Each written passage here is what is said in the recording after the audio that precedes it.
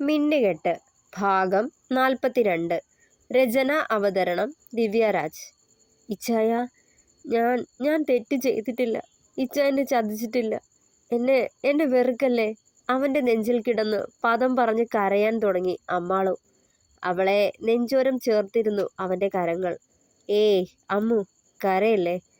ഇച്ചായനറിയാം എൻ്റെ പെണ്ണ് തെറ്റ് ചെയ്തിട്ടില്ലെന്ന്. പോട്ടെ, കഴിഞ്ഞതൊക്കെ കഴിഞ്ഞു. ഇനിയും കരയല്ലേ. അവളുടെ നെറുകിൽ തലോടിക്കൊണ്ട് പറയുന്നുണ്ടായിരുന്നവൻ. എഡിയും എന്നെ കാണാൻ വന്നായിരുന്നു. അവൻ എന്നോട് എല്ലാം പറഞ്ഞായിരുന്നു. നീ ഒരു തെറ്റും ചെയ്തിട്ടില്ല എന്നൊക്കെ. പിന്നെ ആനിയും പറഞ്ഞു. അവൾ പറഞ്ഞിട്ടാ നീ ഒന്നും ആരോടും പറയാത്തതെന്ന്. താൻ പറഞ്ഞതിനൊക്കെ അവൾ എങ്ങനെ പ്രതികരിക്കുമെന്ന് ചെറിയൊരു പരിഭ്രമം തോന്നി ഇസഹാക്കിന്. നീ പോയ പിന്നെ ആകെ ഒരു മൂകതയാ. ശ്വാസം മുട്ടുവാടി എനിക്ക്. നിന്നെ തിരികെ വിളിച്ചു കൊണ്ടുപോകാനാ ഞാൻ വന്നേക്കുന്നേ. നീയില്ലാതെ അവിടെ എനിക്ക് പറ്റുകയില്ലാടി. അവനത് പറയുമ്പോൾ കരയുന്നതും പുലമ്പുന്നതും നിർത്തിയിട്ട് അവനെ തന്നെ മുഖമുയർത്തി നോക്കി അമ്മാളു. ഈ അവസ്ഥയിൽ നിന്നെ ചേർത്ത് പിടിക്കേണ്ടതല്ലേ. വേദനപ്പെടുത്തിയാൽ എൻ്റെ കുഞ്ഞിനെയല്ലേ അത് ബാധിക്കുന്നേ. ദേ, കുരിശുമറ്റത്തെ അനന്തരാവകാശിയ ഈ വരാൻ പോണത്. അവളുടെ ഉദരത്തിൽ കൈ ചേർത്ത് അവനത് പറഞ്ഞിട്ടും ഒരു ഭാവമാറ്റവുമില്ലാതെ അവനെ തന്നെ നോക്കി നിൽപ്പുണ്ടായിരുന്നു അമ്മാളു. നീ ഇങ്ങനെ കരഞ്ഞു പിഴിഞ്ഞ് നോവിക്കല്ലേ എൻ്റെ കുഞ്ഞിനെ കൂടി. അവളുടെ കവിളിൽ തട്ടിയതും പുച്ഛത്തോടെ പുഞ്ചിരിച്ചു അമ്മാളു. ഇച്ചായ, ശരിക്കും എനിക്ക് വേണ്ടി വന്നതല്ല അല്ലേ. കുരിശുമറ്റത്തെ ചോര എൻ്റെ ഉള്ളിൽ വളരാൻ തുടങ്ങിയത് കൊണ്ട് വന്നു, അത്രയുള്ളൂ അല്ലേ. കണ്ണുകൾ അമർത്തി തുടച്ചു അമ്മാളു. ഏയ്, നീ എന്നതൊക്കെയാടി പറയുന്നേ. ഇപ്പോ എന്തേ അങ്ങനെ തോന്നാൻ. നെറ്റി ചുളിച്ചുകൊണ്ട് അവളെ നോക്കി ഇസഹാക്ക്. തോന്നിയതല്ല, അതല്ലേ സത്യം. നിങ്ങളുടെ കുഞ്ഞിന് വേണ്ടിയല്ലേ എന്നെ തിരികെ വിളിച്ചിട്ട് പോകാൻ തോന്നിയത്. ഇടർച്ചയോടെ ചോദിക്കുമ്പോഴും നോട്ടം തീക്ഷ്ണമായിരുന്നു. നിങ്ങളുടെ പെങ്ങളും അനുജനും വന്ന് പറഞ്ഞപ്പോഴാ ഞാൻ തെറ്റ് ചെയ്തിട്ടില്ല എന്ന് ബോധ്യമായത് അല്ലേ. ഞാൻ എത്രയോ നാൾ പിന്നാലെ നടന്നു പറഞ്ഞതാ, വാവിട്ട് നിലവിളിച്ചതാ ഞാൻ തെറ്റ് ചെയ്തിട്ടില്ലെന്ന്. എന്നിട്ട് എന്നെ മനസ്സിലാക്കിയില്ലല്ലോ. ഇപ്പോൾ നിങ്ങളെ ചതിച്ച, എന്നെ ഒരുപാട് വേദനിപ്പിച്ച അയാൾ പറഞ്ഞപ്പോൾ നിങ്ങൾക്ക് വിശ്വാസമായല്ലേ. ഇത്രേ ഉള്ളായിരുന്നല്ലേ ഇച്ചായ. അമ്മാളുവിന് ഇച്ചായൻ്റെ മനസ്സിൽ സ്ഥാനം. ഇങ്ങനെയല്ലേ എന്നെ മനസ്സിലാക്കിയത്. കരയാൻ തുടങ്ങിയവൾ. ആകെ ധർമ്മസങ്കടത്തിലായിപ്പോയി ഇസഹാക്ക്. അമ്മു മോളെ, ഞാൻ അങ്ങനെയല്ലടാ.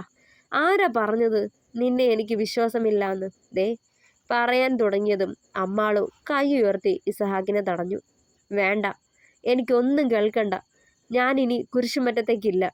എൻ്റെ ഉള്ളിൽ വളരുന്നത് കുരിശുമറ്റത്തെ ചോരയെന്ന് കരുതി എന്നെ വിശ്വസിക്കാൻ കൂട്ടാക്കാത്ത, ഇതുവരെ മനസ്സിലാക്കാത്ത നിങ്ങൾക്കൊപ്പം അവിടേക്ക് വരണില്ല. പിന്നെ ഇത് എൻ്റെയും കുഞ്ഞ. കുരിശുമറ്റത്തെ സുഖസൗകര്യങ്ങളില്ലാതെ എന്നെപ്പോലെ ഇവിടെ വളരും. അത് മതി. ഉറച്ചതായിരുന്നു അവളുടെ ഓരോ വാക്കുകളും. അമ്മു പറയുന്നത് കേൾക്ക്. ദേ പെണ്ണെ, ഇങ്ങനെ വാശി പിടിക്കല്ലേ. തെറ്റ് എൻ്റെ ഭാഗത്ത് മാത്രമല്ല നിന്റെ ഭാഗത്തുമുണ്ടല്ലോ. ഇത്രയും നാൾ എന്നോടൊന്നും തുറന്നു പറയാതെ മറച്ചു വെച്ചതേ നീയല്ലേ. എന്നിട്ടും വാശി കാണിക്കാ നീ. എല്ലാം നേരത്തെ തുറന്നു പറഞ്ഞിരുന്നെങ്കിലും ഇങ്ങനെയൊന്നും ഉണ്ടാവില്ലായിരുന്നല്ലോ അമ്മാളു. ഇസഹാക്ക് ഗർവിച്ചു. നേരാ, ഇച്ചായനോട് ഒന്നും പറയാതിരുന്നത് എൻ്റെ തെറ്റാ. പക്ഷേ അതിന് കാരണമുണ്ടായിരുന്നു. നിങ്ങളുടെ പെങ്ങള് തന്നെ പറഞ്ഞത് ഇച്ചായനോട് ഒന്നും പറയണ്ടെന്ന്. പിന്നെ അയാൾ എനിക്ക് പേടിയായിരുന്നു. ഇച്ചായൻ എല്ലാം അറിഞ്ഞു കഴിഞ്ഞ് ചോദിച്ചു പോയാൽ അയാൾ എങ്ങനെ പ്രതികരിക്കുമെന്ന് കൂടി അറിയില്ലല്ലോ. അതാ. കണ്ണുകൾ തുടച്ചു അമ്മാളു. അതിന് ചുണ്ടു കോടിച്ചൊന്ന് ചിരിച്ചു ഇസഹാക്ക്. ആനി പറയുന്നതെന്ന് പറഞ്ഞാൽ അവളെ അനുസരിക്കാൻ അവളാണോ നിന്റെ ഭർത്താവ്? അല്ലല്ലോ, ഞാനല്ലേ. അപ്പോ നീ എന്നോട് ചെയ്തത് തെറ്റല്ലേ.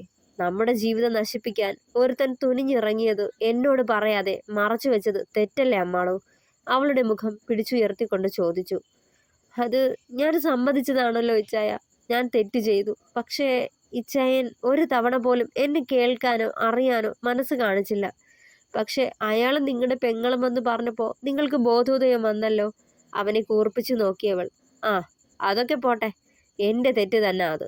ഇനിയും ഇതുപോലൊരു പ്രവൃത്തി നിന്നിൽ നിന്നും ഉണ്ടാവരുത്. ഇപ്പോൾ നീ റെഡിയായി വരാൻ നോക്ക്. ചെല്ല്. അവളെ ചേർത്ത് പിടിച്ചതും കുതറി മാറിയിരുന്നു. ഞാനും പറഞ്ഞല്ലോ ഞാനിനി അവിടേക്കില്ലെന്ന്. വരണില്ല. ഞാൻ എൻ്റെ അച്ഛനൊപ്പം ഇവിടെ കഴിഞ്ഞോളാം. നിങ്ങൾ അനുജൻ്റെയും ചേട്ടൻ്റെയും ആട്ടത്തിന് തുള്ളുന്ന വെറുമൊരു പാവയല്ല ഞാൻ. അവനെ തറപ്പിച്ചു നോക്കിക്കൊണ്ട് ബെഡിലേക്ക് ചെന്ന് കിടന്നവൾ. ഈ പെണ്ണ് നെറ്റിയൊഴിഞ്ഞുകൊണ്ട് പെറുപെറുത്തു ഇസഹാക്ക്. ദേ അമ്മാളു, വാശി കാണിക്കല്ലേ, ഹോസ്പിറ്റലിലൊക്കെ പോവേണ്ടതല്ലേ, നീ ഇവിടെ നിൽക്കാണേൽ ഹോസ്പിറ്റലിൽ എങ്ങനെ പോകുന്ന? നെറ്റി ചുളിച്ചുകൊണ്ട് അവളെ നോക്കിയതും. കുരിശുമറ്റത്തുകാരുടെ വലിയ ഹോസ്പിറ്റലുകളിലൊന്നും എനിക്ക് പോവണ്ട. എനിക്കും എൻ്റെ വാവയ്ക്കും ഇവിടുത്തെ സാധാരണ ഗവൺമെൻറ് ഹോസ്പിറ്റലുണ്ട്, അവിടെ പൊയ്ക്കോളാം, അവനെ നോക്കാതെ പറഞ്ഞവൾ വാശിയോടെ. എടീ, വല്യമ്മച്ചിയും ആനിയുമൊക്കെ നിന്നെ കൂട്ടിക്കൊണ്ടു പോവാൻ വന്നിരിക്കുക, അവരെ കൂടി വിഷമിപ്പിക്കല്ലേ നീ. ദയനീയമായി അവളെ നോക്കി ഇസഹാക്ക്. അവർക്ക് വിഷമിച്ചാൽ ഇച്ചായനെ വേദനിക്കും അല്ലേ? ഇത്രയും നാൾ എനിക്കും വേദനിച്ചു ഒരുപാട്, അത് നിങ്ങൾ കണ്ടിട്ടില്ലല്ലോ. പറഞ്ഞു കഴിഞ്ഞതേ വിതുമ്പിപ്പോയവൾ. അമ്മു, ഇങ്ങനെ കരയില്ലേടാ, നീ കരുതുന്നത് പോലെ അവർ പറഞ്ഞോണ്ടല്ല, അല്ലേലും ഞാൻ വരും. ഇച്ചായ, എനിക്കിനി ഒന്നും കേൾക്കണ്ട, ഒന്നും പറയാനുമില്ല, ഞാനിനി കുരിശുമറ്റത്തേക്കില്ല. ഇച്ചായൻ എന്നെ നിർബന്ധിക്കണ്ട. അവനെ പറഞ്ഞു പൂർത്തിയാക്കാൻ അനുവദിക്കാതെ പറഞ്ഞു നിർത്തി അമ്മാളു. എന്നാ ശരി, നിനക്ക് അവിടേക്ക് വരണമെന്ന് തോന്നുമ്പോൾ വിളിച്ചാൽ മതി, ഞാൻ വന്ന് കൂട്ടിക്കൊണ്ടു പൊയ്ക്കോളാം. അവളെ നിർബന്ധിച്ചിട്ടും കാര്യമില്ലെന്ന് തോന്നിയത് കൊണ്ട് പറഞ്ഞു ഇസഹാക്ക്.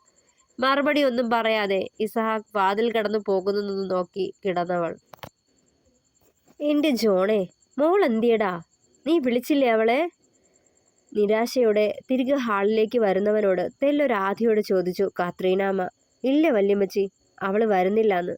വലിയ വാശിയില്ല, നോവുള്ളൊരു പുഞ്ചിരിയോടെ പറഞ്ഞവൻ. ഷേടാ, ഇതാ ഇപ്പോൾ നന്നായേ. നിങ്ങളെന്താ പിണങ്ങി കളിക്കുവാണോ പിള്ളേരെ? നിന്റെ ദേഷ്യവും വാശിയും മാറിയപ്പോൾ ഇപ്പോൾ അവള് തുടങ്ങിയോ?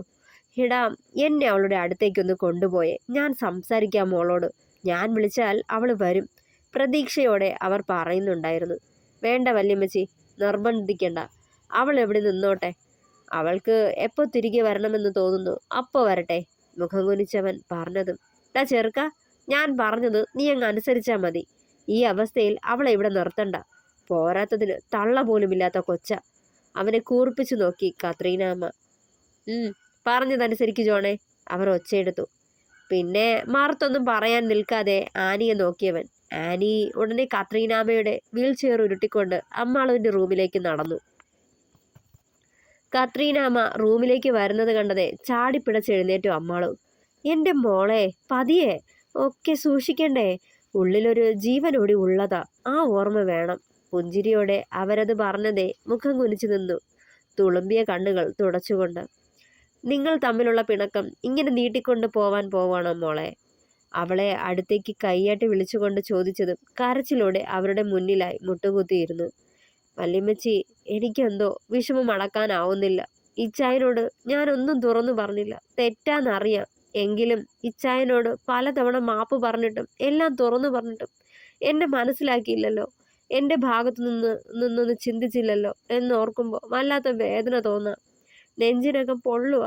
അവരുടെ മടിയിൽ മുഖമർത്തി കരഞ്ഞതും നെറുകിൽ തലോടി കത്രീനാമ്മ.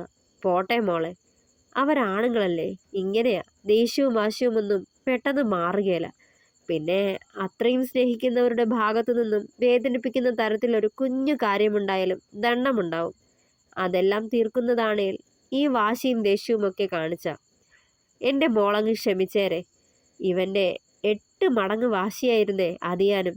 ആ കുലത്തിലുള്ളതല്ലയോ, അപ്പോൾ പിന്നെ വീറും വാശിയൊക്കെ ഇച്ചിരി കാണും. ഇപ്പോൾ എല്ലാം മറന്നു വന്നില്ലേ, ഇനിയും നീ വാശി പിടിച്ചിരിക്കല്ലേ.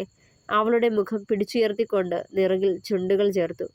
വല്യമ്മച്ചിയും ഞാനും വന്നത് തന്നെ നിന്നെ കൊണ്ടുപോവാനാ അമ്മാളോ. നീ കൂടെ ഇല്ലാതെ ഒരു രസവുമില്ലടി കൊച്ചേ, വന്നൂടെ അമ്മാളോ. കെഞ്ചിക്കൊണ്ട് ആനി അവളെ നോക്കിയതും മറുപടി ഒന്നും പറയാതെ ഇരുന്നു. ദേ മോളെ, ഇനിയും വാശി കാണിക്കുവാണേൽ എനിക്കൊന്നും പറയാനില്ല. ഞാൻ ഇനിയും നിർബന്ധിക്കുകയില്ല. വരുന്നതും വരാതിരിക്കുന്നതും നിന്റെ ഇഷ്ടം. പക്ഷേ ഒരു കാര്യം, ദേ ഈ കിഴവിക്കിനെ അധിക കാലം ആയുസ്സുണ്ടാവില്ല. ഞാനങ്ങ് പോയിക്കഴിയുമ്പോൾ ഇന്നത്തെ കാര്യം ഓർത്ത് കരഞ്ഞേക്കരുത്. നേരിയതിൻ്റെ തുമ്പ് പിടിച്ച് കണ്ണുകൾ തുടച്ചവർ.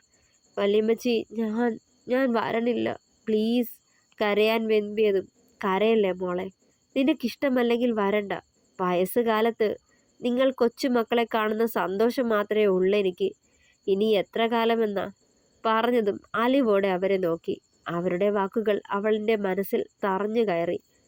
ഞാൻ വരാം വല്യമ്മച്ചി, ഞാൻ വന്നോളാം. അമ്മാളും അത് പറയുമ്പോൾ സ്നേഹത്തോടെ അവളെ ചേർത്ത് പിടിച്ച് നെറുകിൽ ചുംബിച്ചു. ചെറുപുഞ്ചിരിയോടെ ആനിയും അവളെ മുറുകെ പുണർന്നു. വല്യമ്മച്ചിയുടെ വീൽ ചെയറിന് പിന്നാലെ വരുന്ന അമ്മുവിനെ കണ്ടതേ ഇസഹാക്കിന്റെ കണ്ണുകൾ വിടർന്നു. ഡാ ജോണേ, ഞാൻ പറഞ്ഞില്ലേടാ ചെറുക്ക, ഞാൻ വിളിച്ചാൽ എൻ്റെ മോള് വരുമെന്ന് ചിരിയോടെ പറഞ്ഞുകൊണ്ട് അമ്മുവിൻ്റെ കൈ പിടിച്ചു മുത്തിയവർ. ദേ ചെറുക്ക, ഒരു കാര്യം ഞാൻ പറഞ്ഞേക്കാം. ഒന്നിൻ്റെ പേരിലും നീ ഇനി എൻ്റെ മോളെ നോവിക്കരുത്. കുറച്ച് കടുപ്പിച്ചു പറഞ്ഞതും എല്ലാവരും ഇസഹാക്കിനെ പുഞ്ചിരിയോടെ നോക്കി. അധികം വൈകാതെ അമ്മാളുവിനെയും കൂട്ടി എല്ലാവരോടും യാത്ര പറഞ്ഞുകൊണ്ട് കുരിശുമറ്റത്തേക്ക് തിരിച്ചവർ. ഇസഹാക്കിന്റെ കാർ പാർക്ക് ചെയ്യുന്ന ശബ്ദം കേട്ടതും സോഫി വാതിൽ തുറന്ന് പുറത്തേക്ക് വന്നിരുന്നു. കത്രീനാമ്മയുടെ കയ്യിൽ പിടിച്ച് അവരുടെ വീൽ ചെയർ ഉരുളുന്നതിനൊപ്പം നടന്നു വരുന്ന അമ്മാളുവിനെ കണ്ടതും ഓടി അവളുടെ അടുത്തേക്ക് ചെന്നു. 2 കവളുകളിലും കൈചേർത്ത് വെച്ചുകൊണ്ട് അവളെ തന്നെ നോക്കി. എന്നാലും എൻ്റെ മോളെ, ഒന്നും പറയാണ്ട് പോയിക്കളഞ്ഞല്ലോ നീ. മനസ്സിന്റെ ദണ്ണം കൊണ്ടല്ലേ അവൻ എന്തെങ്കിലും വിളിച്ചു പറയുന്നത്. അതിനിങ്ങനെ വീട് വിട്ടു പോവാണോ ചെയ്യുന്നത്? അതും ആരോടും ഒന്നും പറയാതെ. നിറഞ്ഞ കണ്ണുകൾ തുടച്ചുകൊണ്ട് പറഞ്ഞവർ. അവരോട് ഒന്നും പറയാൻ തോന്നിയില്ല അമ്മുവിന്. നിറകണ്ണുകളോടെ അവരെ നോക്കി നിൽക്കുക മാത്രം ചെയ്തു. ഇച്ചായൻ എന്നോട് കാട്ടിയ അകൽച്ച എന്നെ ഒരുപാട് നോവിച്ചിരുന്നു. ഓരോ നിമിഷവും ശ്വാസം മുട്ടിയാ കഴിഞ്ഞത്. ഇച്ചായനെ വിട്ടുപോണത് ചിന്തിക്കാൻ പോലും കഴിയാത്തതാ. പക്ഷേ ഇനിയും ഇവിടെ കടിച്ചു തൂങ്ങാൻ വയ്യാത്തത് കൊണ്ടാ പോകാൻ തീരുമാനിച്ചത്. അതിനിടയിലാ പതിവ് തെറ്റിയത് ശ്രദ്ധയിൽപ്പെട്ടത്. ആനിയോടൊപ്പം കുരിശടിയിൽ പോയി വന്നപ്പോഴാ അവളോട് പോലും പറയാതെ മെഡിക്കൽ ഷോപ്പിൽ കയറി പ്രഗ്നൻസി കിറ്റ് വാങ്ങി നോക്കിയത്. എൻ്റെ സംശയം ശരിയായിരുന്നെന്ന് തെളിയിച്ചു കാർഡിൽ തെളിഞ്ഞ 2 ചുവന്ന വരകൾ. വലിയ സന്തോഷം തോന്നി. ആരോടാ ആദ്യം പറയേണ്ടതെന്ന് ആലോചിച്ചത്. ഇച്ചായനോട് ഇതേപ്പറ്റി പറഞ്ഞാൽ ദേഷ്യപ്പെടുമോ എന്ന് പോലും ചിന്തിച്ചു പോയി അന്നേരം. എന്നെ കാണുന്നത് പോലും വെറുപ്പല്ലേ? ഭയം തോന്നി. യാത്ര പറഞ്ഞിറങ്ങാൻ നേരം ഇതേപ്പറ്റി പറയണ്ടെന്നാ കരുതിയത്. പക്ഷേ ഇച്ചായൻ അറിയണമെന്ന് അപ്പോൾ തോന്നി. അതാ പറഞ്ഞത്. ഓർക്കുകയായിരുന്നു അമ്മാളും. എൻ്റെ സോഫി, അവളെ ഇങ്ങനെ പിടിച്ചു നിർത്തരുതേ. പൊയ്ക്കോട്ടെ. ഇനി ചോദ്യവും പറച്ചിലും ഒന്നും വേണ്ട. പതിയെ അമ്മാളുവിനെ നോക്കി. മോള് ചെല്ല്. കുറച്ചു നേരം കിടക്കുവോ ഇരിക്കുവോ ചെയ്. എടാ ജോണേ, മോളെ അകത്തേക്ക് കൂട്ടിക്കൊണ്ടുപോയേ. ഇസഹാക്കിനെ നോക്കി അവരത് പറഞ്ഞതും ചെറുചിരിയോടെ അവൻ അവളുടെ കയ്യിൽ പിടിച്ച് മുന്നോട്ട് നടന്നു. അമ്മാളു അവൻ്റെ കൈ വിടുവിച്ചിരുന്ന ആ നിമിഷം ഇസഹാക്ക് അവളെ സംശയത്തോടെ നോക്കിയതും, വല്യമ്മച്ചി, ഞാൻ വല്യമ്മച്ചിയുടെ ഒപ്പം തങ്ങിക്കോട്ടെ പ്ലീസ്. കെഞ്ചലോടെ കണ്ണുകൾ നിറച്ച് പറയുന്നവളെ ഇസഹാക്കിനെയും മാറി മാറി നോക്കി കത്രീനാമ്മ. മോളെ, അത് വേണോ? ഇടർച്ചയോടെ ചോദിച്ചതും, വേണം വല്യമ്മച്ചി. അവളെ തന്നെ നോക്കി നിൽക്കുന്നവനെ ഒന്ന് നോക്ക കൂടി ചെയ്യാതെ പറഞ്ഞവൾ. ഹൃദയം നുറുങ്ങിയ പോലെ തോന്നി ഇസഹാക്കിന്. ഒന്ന് നോക്കുക മാത്രം ചെയ്തു. അവളെ ഇത്രമാത്രം വെറുത്തുപോയ അമ്മു എന്നെ ഓർത്തതെ മിഴികൾ നിറഞ്ഞു. വേഗം മുഖം തിരിച്ച് പടികൾ കയറിയവൻ. തുടരും. പ്രിയപ്പെട്ടവരെ, അഭിപ്രായങ്ങൾ കൂടി പറയണേ. കഥ ഇഷ്ടമായാൽ ലൈക്ക് ചെയ്യുക, ഷെയർ ചെയ്യുക, സപ്പോർട്ട് ചെയ്യുക, ഹൈപ്പ് ചെയ്യുക. താങ്ക്